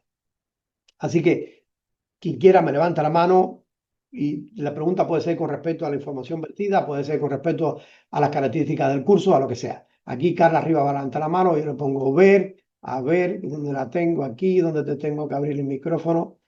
A ver, a ver, a ver, a ver. Yo creo que tienes que desactivar, abrir el micrófono. Carolina, ¿puedes? Carla, ya lo desactivé, no sé si me escuchan. Te escuchamos perfectamente. Venga, háblame. Bueno, nos vemos en Costa Rica, Doc. Qué bueno ver, qué bueno que me digas eso. Sí, sí. Quería saber qué opinás sobre la psilocibina. Te cuento algo que he aprendido hace muy poco tiempo, porque yo tengo un gran problema. Es que todos los días me acuesto con 4 o 5 dudas y a veces con 10. Pues una de las dudas que he tenido en los últimos 6 meses es el impacto de la psilocibina en esta área. Y realmente no ha sido lo que parecía muy bonito, se nos empieza a desmoronar en estudios pequeñitos que hay. Uno hecho por un gran científico de esta área de hace muchísimo tiempo en España, un catalán con un conocimiento brutal de esto y con una capacidad tremendamente importante para ser crítico, objetivamente hablando, porque él comenta que él era un defensor también de la psilocibina, es que como elemento para inducir una mejor arquitectura neuronal, deja de tener el valor que él mismo pensaba que tenía. porque lo han visto en resonancias magnéticas funcionales. O sea, no es porque yo creo, yo creía y no creo, no, no, no, es que la forma de conformar que tu criterio es válido o no, es que realmente podamos medirlo de forma coherente. Por los resultados, incluso con algunos otros psicotrópicos o algunos otros elementos que tienen capacidad de inducir una actividad de señalización neuronal, ha sido bastante bajo para lo que se esperaba. Así que no son buenas noticias, pero oye, estamos para eso, estamos para intentar entender cada día qué es lo mejor que podemos hacer por nuestros pacientes. Ahora te digo, en esta área hay muchísimas cosas que podemos hacer que yo te voy a ser más sincero todavía. Hace 2 años y medio, antes de empezar a preocuparme por esto, a mí también me pasaban por delante y no me daba cuenta del grado de impacto que podían tener. Así que espero que en Costa Rica se las entregaré con mucho gusto, porque esto lo que hay que hacer es que divulgarlo tanto como se pueda para que el clínico promedio pueda tenerlo en cuenta, porque esto es una realidad objetiva, dura y que se viene creciendo de una forma tremendamente brutal, como hemos puesto en la ponencia. Muchas gracias. Nos vemos por allí. Nos vemos. Segundo punto. Drady, levanta la mano Drady Rivero. Venga, Drady, abre tu micro. La doctora Drady Rivero, desde Ecuador. Ahí la tenemos. Hola doctor, ¿cómo está? Un gusto verlo nuevamente. Doc, Estaba bueno, peor, mi pregunta. estaba peor cuando empecé, pero ahora mejor. Bueno, eso es bueno, que esté mejor. Doc, bueno, mi pregunta con respecto, por ejemplo, en cuanto a la prescripción si bien es cierto, o sea, para evitar un deterioro cognitivo en los pacientes es importante evitar una resistencia a la insulina, una hiperinsulinemia, que de cierta forma es secundaria, bueno, al estrés y sobre todo a la alimentación cuando hay un exceso de carbohidratos. Pero al momento de hacer la prescripción, o sea, y entonces lo importante es, por lo que veo, es priorizar también, digamos, la cantidad de los requerimientos proteicos en las comidas de los pacientes. Pero ahora con el advenimiento bueno, y obviamente hay pacientes vegetarianos, hay pacientes que por ahí no les gusta consumir mucha proteína en la noche o en el desayuno, por ejemplo, nosotros los ecuatorianos no desayunamos con proteína por lo general, ¿no? Entonces, y ahí o sea, bueno, ¿cuál sería la opción? La opción por ahí que es como un poquito más accesible es los polvos proteicos, pero también los polvos proteicos a veces vienen contaminados con metales pesados, etcétera. ¿Cómo usted le haría la prescripción alimenticia a estos pacientes que por ahí necesitan mejorar su ingesta proteica? Pero obviamente, bueno, saber cómo prescribiríamos, por ejemplo, la ingesta de carne de res, de carne de pollo, de pescado en estos pacientes y en aquellos que no quieren consumir proteína, ¿qué tipo de polvos proteicos se podría? Mira, yo primero que todo debo decirte que, como bien sabes, no soy nutricionista, más llevo muchos años aprendiendo de los nutricionistas. Gracias a ello tengo un grupo muy bueno que me rodea hace muchos años. Y creo que es una de las tareas que tenemos los médicos que tener presente. Objetivamente hablando, yo creo que es un drástico error el no comenzar una mañana con una ingesta proteica. Sencillamente porque, y esto quiero contextualizar, ¿vale? No se ponga, no se vayan a rebotar los que no lo hacen. Voy a intentar contextualizarlo de forma objetiva. Eh, si tú eres un individuo que te vas a levantar en la mañana, ¿ok? Y vas a irte al campo a trabajar, porque tienes muchas cosas que hacer en el campo, ¿no? Y tienes que hacer trabajo duro, difícilmente va a ser mm, el impacto que va a tener la ingesta hidrocarburada matutina va a ser negativo, no hay duda alguna. El problema es que esto no pasa hoy en día en la población en general, pasa muy poquito, muy poquito. De hecho, las zonas en las cuales pasa son casi siempre zonas en las cuales se ven individuos longevos como las zonas azules, que allí por Costa Rica hay una muy bonita también, ¿cierto? ¿Qué quiero decir con esto? Que todo depende del contexto. O sea, caerle detrás a cómo se debe alimentar a un individuo tiene que ver con qué hace el individuo en su día. Yo siempre le digo a mis pacientes, no quieres, tú quieres comer hidratos de carbono hoy, te tienes que mover. Y te tienes que mover lo más pronto posible después de la ingesta hidrocarbonadas. y luego de hidratos de carbono media, baja o baja carga glucémica. Estamos hablando de intentar que sea de media a baja carga glucémica todo el tiempo que se pueda, sencillamente porque esto se convierte en un hábito. No nos damos cuenta, incluso genera placer, que es el problema, que es que genera enganche, genera craving, porque los hidrocarbonos o los hidratos de carbono, perdón, genera craving. Y genera craving porque tiene un mecanismo, esa hiperglucemia acompaña al déficit serotoninérgico que hay en el 86% de la población general. Cuando llega a verse esto del paciente obeso, llega a ser un 92%. O sea, que tenemos una tasa de presión serotoninérgica o de disfunción serotoninérgica tremenda que el individuo promedio la compensa con la ingesta hidrocarbonada. Por tanto, ¿es malo o es bueno? Yo creo que todo el que trabaje con la cabecita debía arrancar el día con una fuente proteica decente. La mejor es la que viene de origen natural, la carne. La carne, el pescado, los huevos, no hay duda alguna, son los huevos. ¿Por qué? Porque tiene colina. Colina fundamental para la acetilcolina. Es que nosotros estamos viendo, la doctora Marín debe estar por aquí, que tiene un dispositivo, un equipo que compró aquí en España y que le enseñamos a manejarlo de forma adecuada y en los cuales se explora la disposición de neurotransmisores, tanto en síntesis como en respuesta en la sinapsis neuronal, y es impresionante. Es que me cuesta mucho acordarme la última vez que vi un paciente con 100% acetilcolina disponible. Y yo veo pacientes que tienen 15, 18, 25, 36, 46, 96 y algunos que están posmuertos, ya lo sigo viendo. O sea, que tengo pacientes de un amplio grupo, de amplios grupos etarios. Y desde etapas tempranas vemos pacientes con bajos niveles de acetilcolina. Por tanto, en neuroprotección, sin lugar a duda, habría que prestar atención a una ingesta proteica saludable, tan saludable como lo que tú vas a demandar en dependencia de la actividad que hagas y la fuente que tengas de ingreso. No hay duda alguna que ya podemos rizar el rizo. Si la proteína, si voy a comer un filete de ternera, la ternera tiene 6 meses cuando debía tener 6 años porque le han metido hormonas y la han hecho crecer con antibióticos a destajo, sin lugar a duda que eso afecta negativamente. Más en el continuum de los niveles de aminoácidos que requerimos para nuestros neurotransmisores, la base de los neurotransmisores es aminoacídica. O sea, ¿cómo tú vas a disponer si tú vas a disponer de serotonina, necesitas triptófano. Si tú vas a disponer de dopa, necesitas L-tirosina, L-fenilalanina. O sea, es aminoacídica por excelencia. Ojo, ¿puedes obtener proteínas vegetales? Sin lugar a dudas. Y ahí lo que hay que hacer es mix. ¿Cuál es el problema cuando utilizamos proteínas vegetales matutinas? Que dicho sea de paso, tienen una cosa muy positiva, sobre todo en el cuidado del endotelio vascular, ¿no? De la capa más interna de las arterias. De hecho, las dietas basadas en planta tienen una indicación muy interesante en pacientes con cuadros aterocomprometidos ya a nivel carotidio y de arterias más delgaditas a nivel central. No hay duda alguna.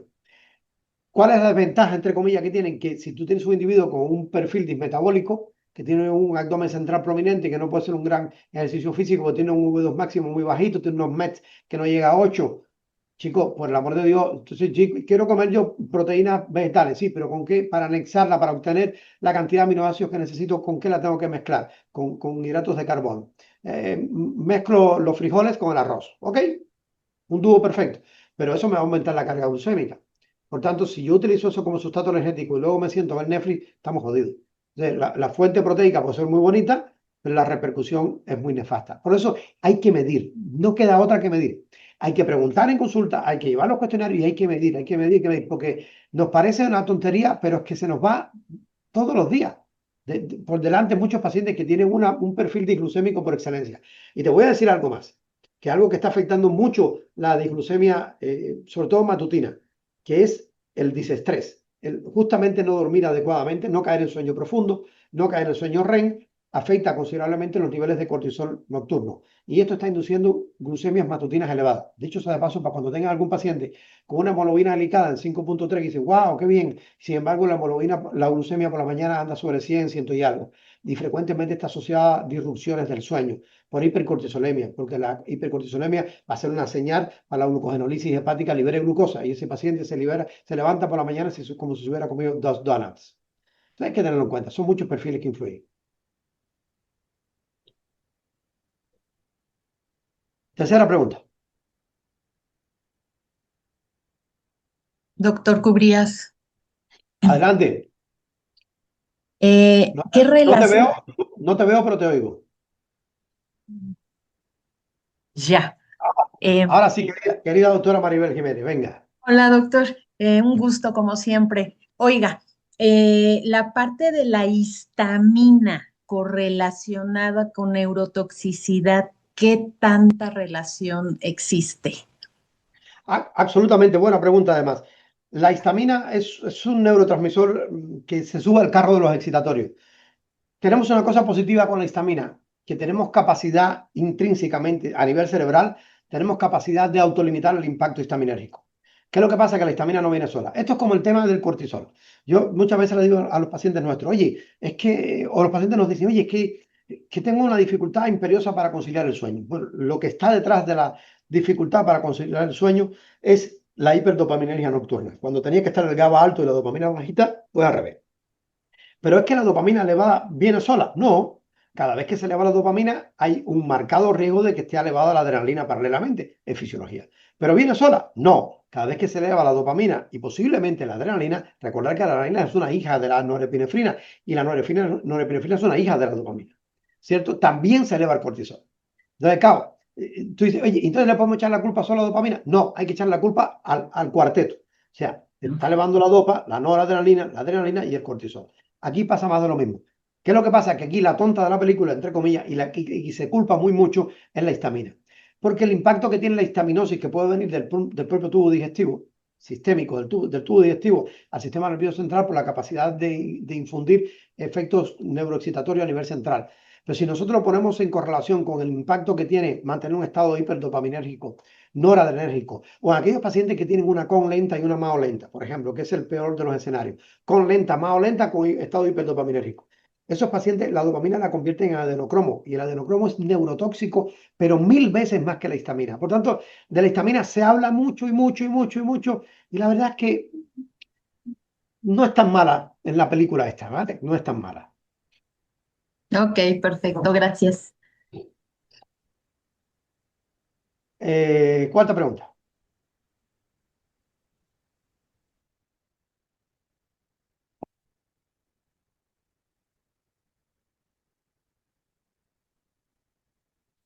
¿No hay más preguntas? ¿Cuánto? La doctora Marín está por aquí. Por aquí, Sí, porque doctor, aquí estoy. ¿Qué tal? Cuéntanos que nos queda cupo para el curso, ¿sí?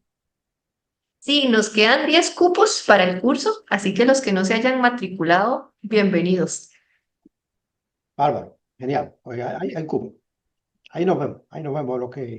Los que vayan nos vamos a ver y vamos a hacer cositas chulas. Y yo, bueno, como algo nuevo es dice de Patricia para todos acerca del libro. ¿Qué quieres saber acerca del libro, Patricia? Patricia Velasco pone aquí. ¿Dónde se consigue? Pues el libro está en este momento en maquetación en dos editoriales en España. El libro se va a conseguir en Costa Rica porque vamos a llevar el libro para Costa Rica para ese curso. Ahora mismo en el resto de América no tenemos ninguna posibilidad de que pueda disponerse, sobre todo porque es un libraco, son 720 páginas, o sea, no es los 13 jinetes del Apocalipsis que acuerdan que eran 150, este son 7 veces el libro casi. eh, Cargar libro de 720 páginas, cargar libros, puedes cargar 10 libros en una maleta grande, pero más no. Entonces es muy complejo. Y en España se va a tener también a finales de este mes, Dios mediante, a ver si llegamos a la jornada de la CESAP con el libro y si no, ya será bueno, pues para el año que viene, para el Congreso. Ese es el libro de profesionales. Hemos hecho otro paralelo de divulgación. Primera vez que lo logro, literalmente hablando. Y les voy a decir un secreto. Realmente no es.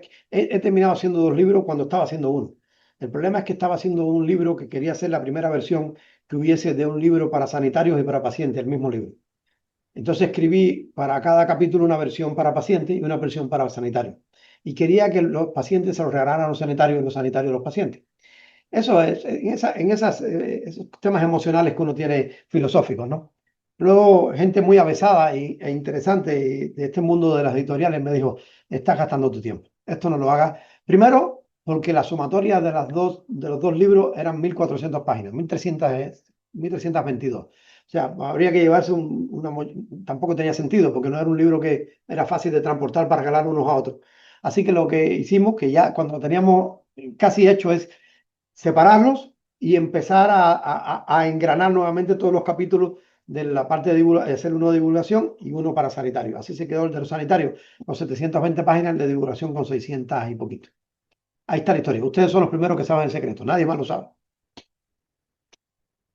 Pero os voy a decir otra cosa más, que no se lo ha dicho a nadie. Mi mujer, que es médico, yo le pedí que leyera 3 capítulos del libro aislados. Quiero que leas estos capítulos de la versión para sanitarios, para profesionales sanitarios, para profesionales del ámbito de la salud, porque sanitarios en Perú quiere decir el baño para ir a hacer popó y caca. Entonces, mi mujer los leyó y me dijo, y le dije paralelamente, después que leas estos 3 capítulos, quiero que leas la versión de estos capítulos en el libro de divulgación. Y luego que me digas cuáles te gustan más. Y me dijo, sin lugar a duda, como médico me gustan los capítulos de paramédicos, para sanitarios, para profesionales sanitarios, pero me gusta mucho la versión para divulgación. Mucho, te diría que un capítulo prefiero la versión para divulgación. ¿Por qué? Porque hay temas que tratamos que son profundillos, son un poco más moleculares y tal, y al final, pues si uno no está un poco cercano a este mundillo donde manejamos un poquito la función mitocondrial y qué pasa aquí, qué pasa allá, igual intentamos explicarlo de la forma más objetiva posible. Y no con esto quiero venderle 2 libros, a mí me da igual, ya los libros están hechos y gracias a Dios no necesito para comer para vender los libros, pero en el fondo creo que el de divulgación va a haber más de un compañero que lo va a tener con gusto también. Más ese no podremos llevarlo. Vamos a llevar el de sanitario, lo que llevemos y llevaremos el de sanitario porque ya no tenemos espacio ni para el de sanitario. Había una pregunta que responder que me quedé en el aire. Con la doctora estaba hablando de qué. Estos son los problemas del cortisol vespertino, porque ya aquí son las 21:20, 22. Una última pregunta, cualquiera que sea, vamos. Muy interesante, gente. Si no pueden ir, por el amor de Dios, no sé. Bueno, el que no pueda, no pueda. Yo entiendo que todo el mundo tiene sus cosas que hacer y tal, pero no saquen el foco de lo que está aconteciendo en este plano, que es tremendo, y lo que les puse en la diapositiva. O sea, esto que está aconteciendo hoy en día, llevamos 1 hora y 23 minutos, dividan en 1 hora y 23 minutos, pregúntense a través de una calculadora cuántos segundos tiene 1 hora y 23 minutos. Y cada 3 segundos tendremos un paciente nuevo demenciado. Diagnosticado, diagnosticado. O sea, ¿sabes la cantidad de pacientes que hay no diagnosticados todavía? Bueno, esos son los que suman que cada 3 segundos se diagnostique otro más. Esto es un tema tremendamente serio y no estamos hablando de que a mí no me toca porque esto. No. Estamos todos en el ajo, como dicen por aquí. Estamos todos en el ajo. O sea, hoy en día creo que hay que prestarle muchísima más atención a la salud neuronal que lo que veníamos haciendo en los últimos años atrás, sin lugar a dudas. Doctora, ¿qué tiene la Hola, manito? hola, buenas. Espero verlo de nuevo acá en Costa Rica pronto. Y bueno, yo tuve que, Pronto estaremos ahí. Yo estoy, ya que cojo el avión anticipado. que vino. Y pues de muy, muy de cerca, primero post-COVID con mi mamá que estuvo con deterioro cognitivo leve cuando no recordaba ni que se había levantado y metida en el sistema de salud, em, en fin, todo el asunto y que eso me llevó a mí a tener mi primer burnout. O sea, tengo esto muy, muy cerca. Y bueno, nada más era eso en primer lugar, pero mi sugerencia, mi pregunta ahorita en realidad era más logística y porque hay muchos compañeros que lo han puesto acá en el chat, que si va a tener la versión en línea para que se puedan conectar en vivo y o grabaciones para los que pues por muchas razones, por ejemplo, en Costa Rica en esos 3 días viene el doctor Efraín Olsewer también, justo esos 3 días. No lo sabía. Sí, entonces siempre y noviembre, históricamente en estos 10 años que recuerdo, siempre está cargado de muchas cosas. Entonces creo que esta opción, que no sé si la van a tener en línea, dicen que aquí hay compañeros de Brasil y demás, para esto tan importante que nos toca a todos, no sé si la van a tener. Yo no había leído el chat, no lo había leído por ningún lado porque, claro, no me da tiempo a tantas cosas. Ya veo que ahí sí que hay un chat aquí bastante amplio, que intentaré responder algunas de las cosas que pusieron ahí. A ver, no hemos determinado hacerlo online, sencillamente porque llevamos muchas cosas de carácter práctico y creo que tal vez no se aprovecharía al 100% siendo online. Hay muchos compañeros que nos han pedido de Panamá y otra compañera que nos pidió de otros lugares del mundo. Em, Mm, Yo creo, no sé, al final de cuentas esto también es una cosa que tiene que ver con el contexto económico. O sea, por cuatro compañeros no podemos contratar a un servicio para poder hacerlo en streaming, o grabarlo porque no son un servicio barato.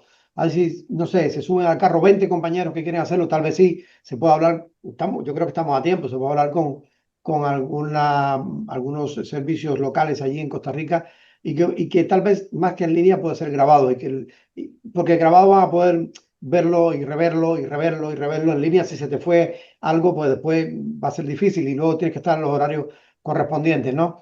Es posible, no, pero vuelvo y repito, tiene que haber un volumen que yo en este momento no te puedo decir con objetividad porque no manejo los números de los costes que pueda tener esto, por lo menos para que se pueda pagar la grabación.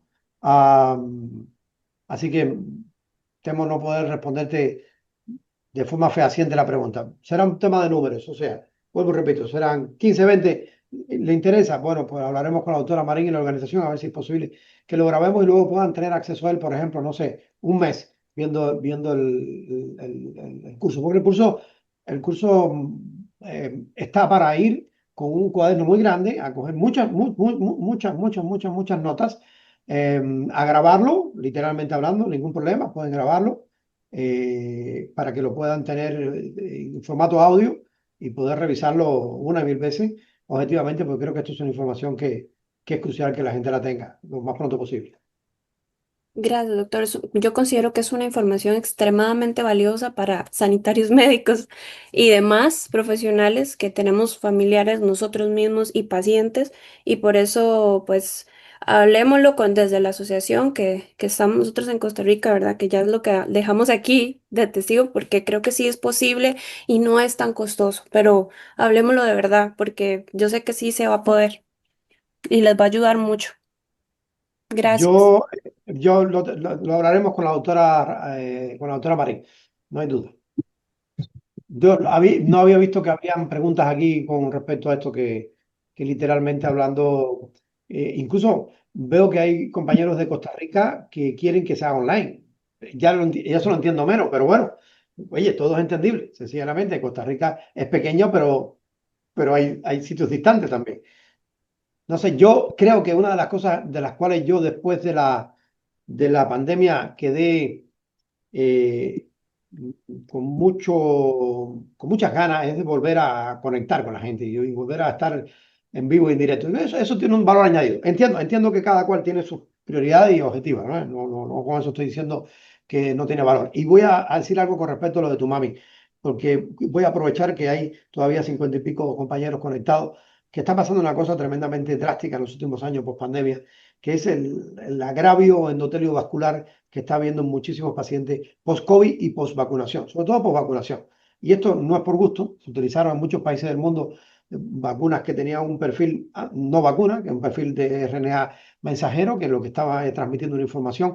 Yo ni soy antivacuna, ni soy pro vacuna, me interesa ser pro-objetivo, pro-coherente y pro-racional. Cuando esto empezó, hubo una crítica por algunos científicos, sobre todo del norte de Europa, porque habían grupos celulares que tenían capacidad de expresar una enzima que se llama retrotranscriptasa inversa. La retrotranscriptasa inversa es una enzima que es capaz de coger la información ARN y meterla en el ADN de la célula propiamente tal. Y esto se ve en unas células hepáticas llamadas line 1 o línea 1. En estas células hepáticas que expresan grotescamente la retrotranscriptasa inversa, eh, se presumía que podía haber una integración de la formación RNA en el ADN y que la producción continua de anticuerpos antiproteína spike pudiese desbordar el sistema inmunológico. Esto es algo que está sucediendo, no se puede imaginar, basta medirlos. Dedíquense a ver en sus pacientes, aquellos que empiezan a tener cuadros que nadie entiende por qué, sobre todo cuadros que afectan el componente neuro y el componente vascular, muchos pacientes jóvenes con accidentes cerebrovasculares, con alteraciones de pérdida de audición de un oído, pérdida de una visión parcial, con alteraciones motoras, es tremendamente importante. Midan IgG para proteína spike y van a ver niveles, vamos, sorprendentemente altos en pacientes, muchísimo, algunos asintomáticos.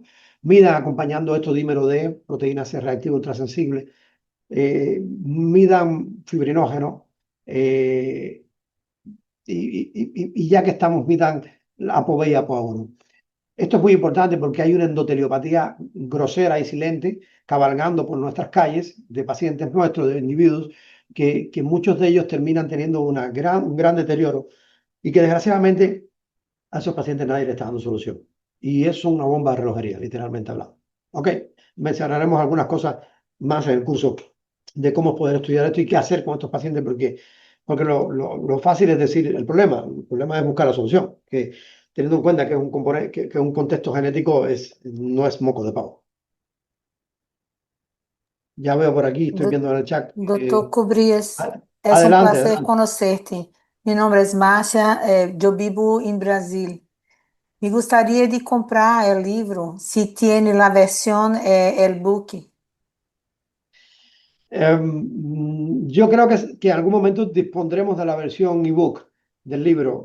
Como está recién maquetándose en la editorial, pues no te puedo decir cuándo será, pero espero que haya la versión ebook del libro para que puedan acceder a ella, sí, sin lugar a dudas. Lo comunicaremos por nuestras redes cuando esté. Teria muito gusto de comprá-lo. Es un placer. El gusto será mío que lo puedas comprar y que te pueda ayudar, no hay duda alguna. Gracias. Cuenta con ello. Doctor Cubrías, Adelante, Carlos. Carlos López, ¿cómo está? De Chile. Muy bien. ¿De dónde? ¿De Chile? De Chile, pues estuvimos juntos hace unos años atrás, aquí en Chile, en uno de los cursos que dictó. En el Y 2017, 18, sí, sí. claro que Chile, hablamos, claro que yo les mostré los tubos de los concentrados sanguíneos sin anticoagulantes. Se los mostraba wow, que me acuerdo, me estuvimos acuerdo, con. me acuerdo, me acuerdo, me acuerdo, me acuerdo de ti. Haciendo uso de la neuroprotección, me acuerdo. Claro, el tema está en que la pregunta mía iba respecto a él. Primero que todo, de su charla maravillosa. Ya felicitarlo porque siempre está pensando en ir un poco más allá, siempre, siempre. Entonces, Esta maldita cabeza, hijo, que así me trae. así es, siempre mi pregunta es, eh, yo trabajo en este caso, con terapias oxidantes y antioxidantes. En este caso trabajo con ozono, trabajo con endovenoso directo, que es mi principal vía, trabajo con hidrógeno molecular inhalatorio, y trabajamos ya desde hace 2 años aproximadamente con nicotinamida mononucleótido. En este caso, entonces, ¿qué sucede? Que lo que vemos es que los pacientes todos responden positivamente a estas terapias, desde la neuroinflamación o desde la inflamación en realidad somática completa. Entonces, claramente todo lo que usted nos habla sobre la suplementación, ahí creo que hace falta un link con respecto a todas estas terapias, como por ejemplo una cámara hiperbárica, con respecto a la ozonoterapia, con respecto a la inhalación de hidrógeno molecular. Ya hace falta un link con poder establecer el estrés oxidativo del paciente y en este caso la modulación a través de la suministración de los distintos, en este caso, suplementos, que a través de la dieta o a través de vía endovenosa o a través de vía oral. Creo que ese paso lo encuentro fundamental como para poder establecer una terapia ultra integrativa de los pacientes. Te No sé cuento qué que opinas. te cuento que nosotros en las ediciones del máster que dirigimos, la Sociedad Española de Salud de Precisión y la Escuela Europea de Ciencias de la Salud, tenemos integrado las terapias bioxidativas más allá de lo que comentas, incluso con la hipoxia y peroxia intermitente inteligente, que es una herramienta de última generación muy interesante para entrenamiento mitocondrial sin estrés cardiovascular. No solamente para el manejo de la patología neuro, sino para el manejo de la patología metabólica, cardio, neoplásica. Estoy absolutamente de acuerdo. El problema es que desgraciadamente no hay muchos sitios donde se integre todo esto, porque casi siempre hay defensores unilaterales de una u otra terapia. Y realmente estas terapias pueden ser muy positivas o no, en dependencia en gran medida de la dosis adecuada, del momento adecuado, del paciente adecuado, como todo. Al final de cuentas, no es más que una herramienta más para hacer algo interesante, bien hecho a nivel molecular. y que tiene un impacto sistémico, no hay duda alguna. Yo siempre digo que el ozono, quien sepa manejar ozono con profundidad, tiene una herramienta brutal en las manos. Quien sepa manejar una cámara hiperbárica de media o alta presión, sobre todo media, porque la alta ya podríamos hablar de eso muchísimo tiempo. Tiene una herramienta espectacular a la mano, pero las adelanto, ya algunos de ustedes, la doctora Marín ha hecho rotaciones con nosotros en la clínica y el modelo de la hipoxia intermitente inteligente porque tiene una unidad de inteligencia artificial que permite hacer un screening del porcentaje de hipoxia que está recibiendo el paciente y luego hacer hiperoxia. Es un entrenamiento mitocondrial brutal, brutal, brutal, sin estrés cardiovascular. O sea, estamos buscando siempre herramientas que de forma íntegra, coherente y medible, porque el problema es cuando tenemos pacientes que van bien. Ok, pero ¿cuántos pacientes van bien? Pues de 5, 3, vale, pues esa una N igual a 3. ¿Es representativo? Pues poco para un trabajo, pero es muy importante para el campo clínico. Pero cuando sabemos por qué puede ir bien, que es una de las cosas que yo siempre defiendo, la plausibilidad biológica. O sea, yo soy anti-N, porque sí, la N es importante para hacer lo que ya sabemos en términos de presentación de artículos y demás, pero cuando tú conoces la plausibilidad biológica y utilizas la dosis adecuada, veis cosas maravillosas en pacientes que literalmente ni pensabas que iban a salir de esa situación. Ahora lo estamos viendo con el manejo de pacientes con demencia, hasta digo 4, 3, 4, con demencia Alzheimer bastante adelantada, que jamás se le había hecho una modulación íntegra de su condición, con respuesta inesperada. Y es que el metabolismo energético neuronal es brutal. Bueno, anyway, es muy bonito. Así que gracias, Carlos, por seguir en ese ámbito. A ver si algún día hacemos algo por Chile, que tengo ganas de ir a Chile hace mucho tiempo. Yo, acuérdate que viví 9 años allí, quiero mucho Chile. Encantado. Un abrazo grande.